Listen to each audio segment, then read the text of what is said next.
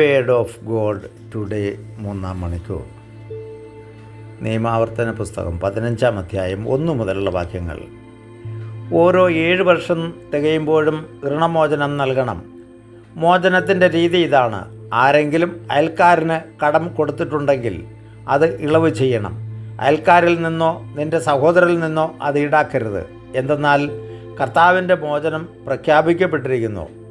വിദേശീയരിൽ നിന്ന് കടം ഈടാക്കിക്കൊള്ളുക. എന്നാൽ നിൻ്റേത് എന്തെങ്കിലും നിൻ്റെ സഹോദരൻ്റെ കൈവശമുണ്ടെങ്കിൽ അത് ഇളവ് ചെയ്യണം. നിങ്ങളുടെ ഇടയിൽ ദരിദ്രർ ഉണ്ടായിരിക്കുകയില്ല. എന്തെന്നാൽ നിങ്ങളുടെ ദൈവമായ കർത്താവ് നിങ്ങൾക്ക് അവകാശമായി തരുന്ന ദേശത്ത് നിങ്ങൾ അവിടുത്തെ വാക്ക് കേൾക്കുകയും ഞാൻ ഇന്ന് നൽകുന്ന അവിടുത്തെ കൽപ്പനകളെല്ലാം ശ്രദ്ധാപൂർവം പാലിക്കുകയും ചെയ്താൽ അവിടുന്ന് നിങ്ങളെ സമൃദ്ധമായി അനുഗ്രഹിക്കും. നിങ്ങളുടെ ദൈവമായ കർത്താവ് തൻ്റെ വാഗ്ദാനമനുസരിച്ച് നിങ്ങളെ അനുഗ്രഹിക്കും. നിങ്ങൾ അനേകം ജനതകൾക്ക് കടം കൊടുക്കും. നിങ്ങൾ ഒന്നും കടം വാങ്ങുകയില്ല.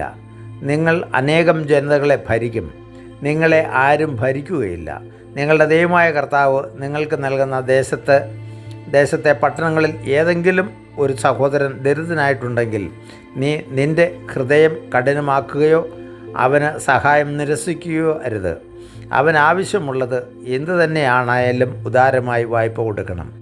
മോചനത്തിൻ്റെ വർഷമായ 7-ാം വർഷം അടുത്തിരിക്കുന്നു എന്ന് നിൻ്റെ ദുഷ്ടഹൃദയത്തിൽ ചിന്തിച്ച് ദരിദ്രനായ സഹോദരനെ നിഷ്കരണം വീക്ഷിക്കുകയും അവന് ഒന്നും കൊടുക്കാതിരിക്കുകയും ചെയ്യരുത്.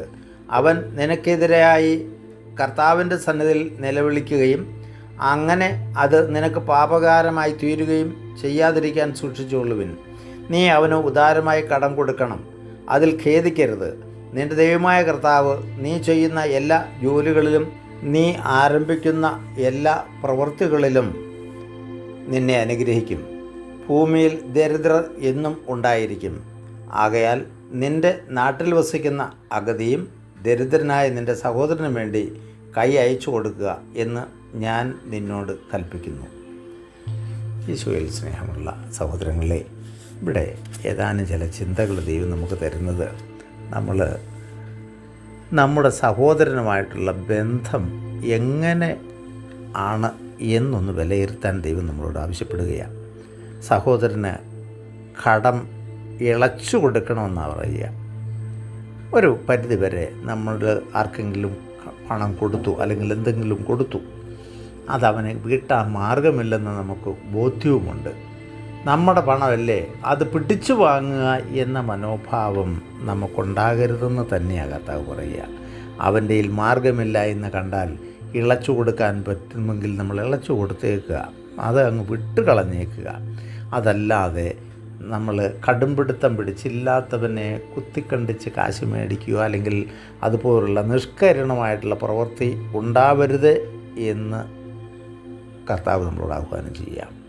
ഒപ്പം നമ്മൾ കൊടുക്കുന്നതിൽ ഉദാരത കാണിക്കണമെന്നാണ് പറയുക.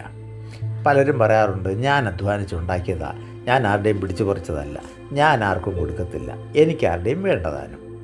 ഇത് പറയുന്ന അനേകരുണ്ട് നമ്മുടെ നാട്ടിൽ. എനിക്ക് ആർക്കും കൊടുക്കാനുമില്ല, എനിക്ക് ആരുടെയും വേണ്ടതാനും.